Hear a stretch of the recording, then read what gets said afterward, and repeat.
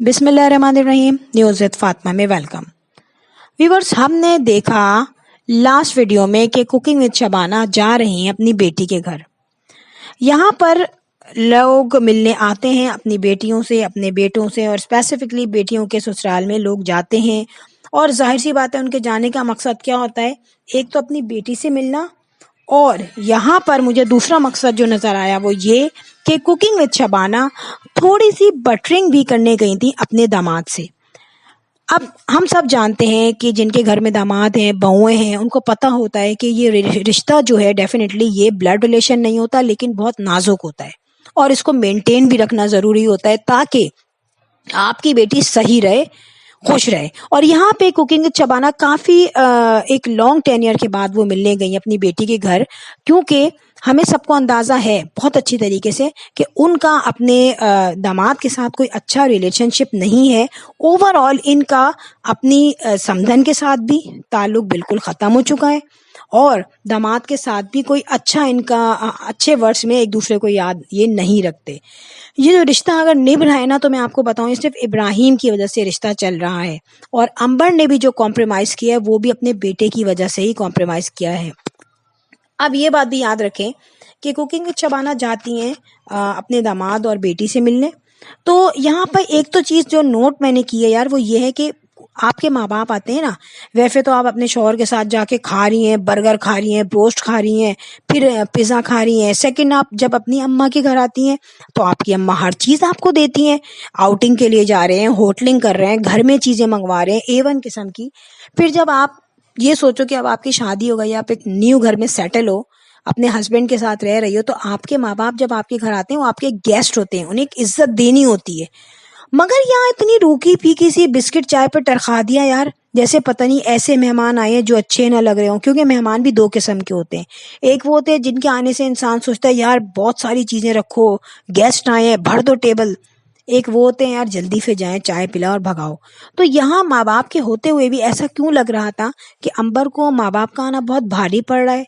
अंबर grocery लाती है, snacks save करती है कि भाई रात का खाना मैंने सेफ रख दिया, रात में क्रेविंग होती है, खाना मैंने फ्रिज में रख दिया। तो जब माँ बाप आए तो कुछ 20 किस्म की चीज़ उसने नहीं निकाली, सादी सी चाय बिस्किट दे दिए उनको।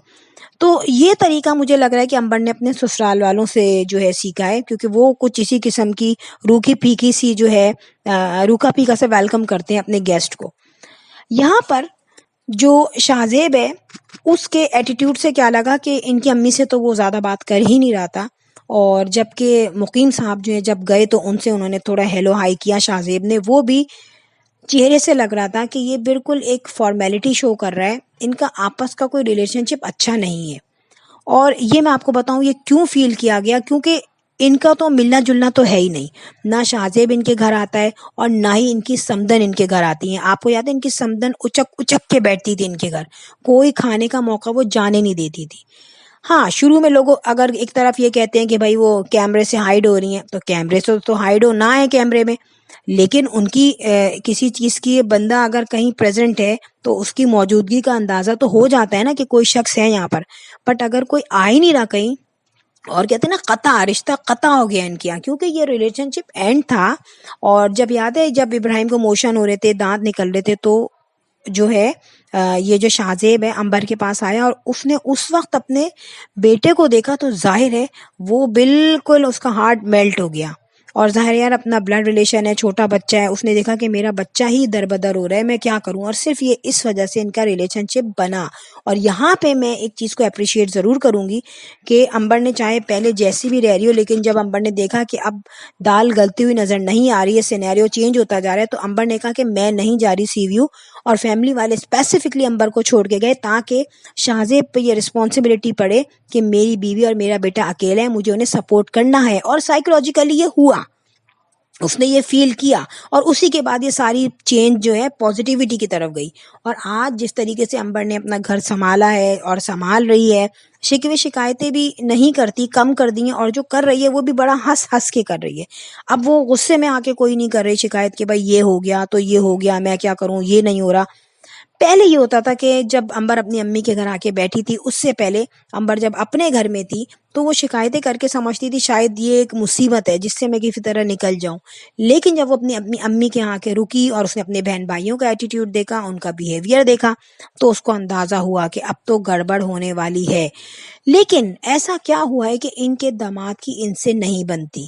دیکھیں یہاں پر ہم ایک چیز تو نوٹ کر چکے تھے کہ محسن کا ایٹیٹیوڈ شاہزیب کے ساتھ کچھ زیادہ صحیح نہیں تھا، جس کا انڈائریکٹلی ایکسپریشن امبر نے بھی دیا تھا. اور یہ کہا تھا اس نے کہ ایسے لوگ کسی کو کچھ بھی بول دیتے ہیں جو کہ کسی کو برا لگ سکتا ہے. ظاہر ہے اس نے بتا دیا تھا کہ گھر آئے ہوئے لوگوں کی رسپیکٹ نہیں کرتا، اور جتنا بھی منع کرو لیکن اس کو اپنی زبان پہ کنٹرول نہیں ہے.